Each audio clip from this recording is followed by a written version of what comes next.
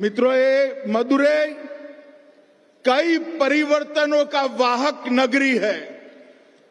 மதுரை மண் பலவிதமான மாற்றங்களுக்கு வித்திடும் மண்.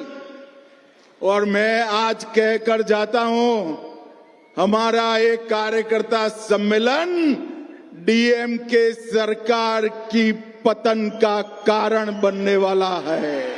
இன்றைக்கு இந்த மீட்டிங்ல உங்க எல்லார் முன்னாடியிலும் அத்தனை தொண்டர்கள் மத்தியிலும் சொல்லுகிறேன், இந்த கூட்டமும் ஒரு மாற்றத்தை உருவாக்கும். திமுக ஆட்சியை முடிவுக்கு கொண்டு வந்து வீட்டிற்கு அனுப்பும். 2026 में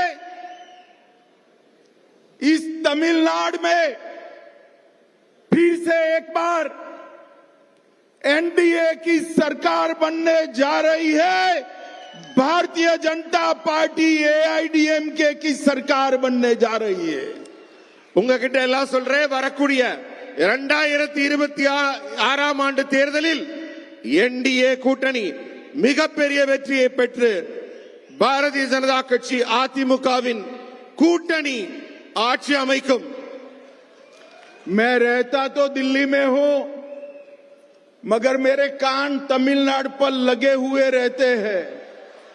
நான் எந்த நாட்டின் எந்த பகுதியில் இருந்தாலும் என்னுடைய காதுகளும் என்னுடைய சிந்தனைகளும் தமிழ்நாட்டின் மேலதான் இருக்கிறது. ये मुख्यमंत्री जी कहते हैं